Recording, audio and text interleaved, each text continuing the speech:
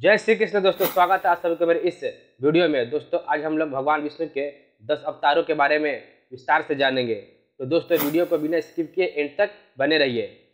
चलिए वीडियो शुरू करते हैं।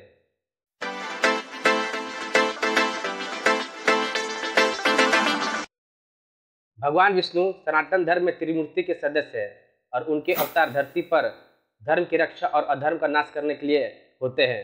आइए इन सभी अवतारों को विस्तार से समझते हैं। पहला है मत्स्य अवतार।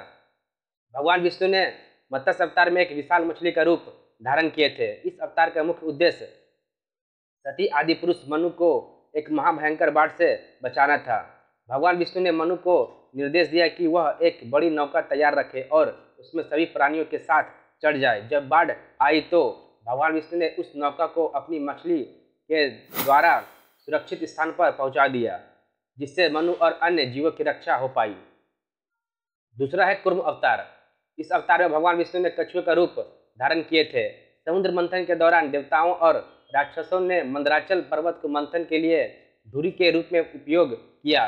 कछुए का रूप लेकर विष्णु ने इस पर्वत को अपने पीठ पर सहारा दिया, जिससे समुद्र मंथन सफल हुआ और अमृत प्राप्त हो पाया। तीसरा है वराह अवतार। वराह अवतार में विष्णु ने एक विशाल सुअर का रूप लिया। हिरण्याक्ष नामक राक्षस ने पृथ्वी को समुद्र में छिपा दिया था। भगवान विष्णु ने वराह के रूप में प्रकट होकर पृथ्वी को समुद्र से बाहर निकाला और हिरण्याक्ष का वध किया, जिससे धरती की सुरक्षा हो पाई थी। चौथा है नरसिंह अवतार। नरसिंह अवतार में भगवान विष्णु ने आधे मनुष्य और आधे सिंह का रूप धारण किए थे। हिरण्यकश्यप नामक दैत्य ने भगवान विष्णु की पूजा का विरोध किया और अपने अहंकार से देवताओं को परेशान किया। भगवान विष्णु ने नरसिंह के रूप में प्रकट होकर हिरण्यकश्यप का वध किया, यह सुनिश्चित करते हुए कि वह न तो मनुष्य और न ही पशु के रूप में मारा जाए। पांचवा है वामन अवतार। इस अवतार में भगवान विष्णु ने एक छोटे बौने ब्राह्मण का रूप लिया। राजा बलि ने 3 पग भूमि का दान देने का प्रस्ताव रखा। वामन ने 3 पग भूमि में संपूर्ण ब्रह्मांड को नाप लिया और बलि को पाताल भेज दिया, जिससे आकाश और पृथ्वी में व्यवस्था स्थापित हुई।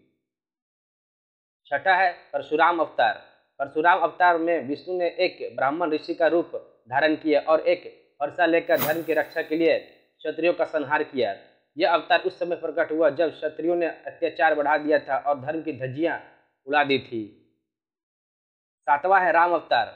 राम अवतार में भगवान विष्णु ने अयोध्या के राजा दशरथ के पुत्र के रूप में जन्म लिया।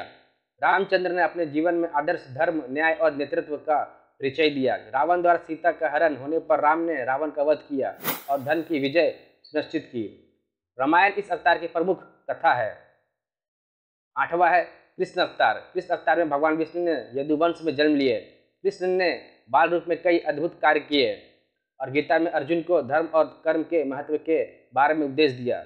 महाभारत में उनकी भूमिका महत्वपूर्ण है, जिसमें उन्होंने युद्ध के दौरान अर्जुन को जीवन के गहरे रहस्यों के बारे में बताया। 9वां है बुद्ध अवतार। बुद्ध अवतार में भगवान विष्णु ने गौतम बुद्ध के रूप में जन्म लिए। बुद्ध ने संसार को अहिंसा, करुणा और सत्य के मार्ग पर चलने की प्रेरणा दी। उन्होंने ज्ञान की प्राप्ति के बाद ध्यान और साधना के माध्यम से मोक्ष का मार्ग दिखाया। और आखिरी है कल्कि अवतार। कल्कि अवतार कलयुग के अंत में जन्म लेंगे। जब संसार में धर्म और राजकता का बोलबाला होगा, तब कल्कि एक योद्धा के रूप में प्रकट होंगे और सभी असामाजिक तत्वों का नाश करेंगे। यह अवतार धर्म की पुनर्स्थापना करेगा और समाज में न्याय और सत्य को पुनः स्थापित करेगा। दोस्तों भगवान विष्णु के ये 10 अवतार अलग अलग कालखंडों में धर्म और समाज की रक्षा के लिए प्रकट हुए। इनकी कहानियां हमें जीवन के नैतिक और धार्मिक मूल्यों को समझने में मदद करती है। अगर आपको ये वीडियो पसंद आया हो तो लाइक और सब्सक्राइब जरूर करें। चलिए मिलते हैं किसी दूसरे वीडियो में, तब तक के लिए जय श्री कृष्ण।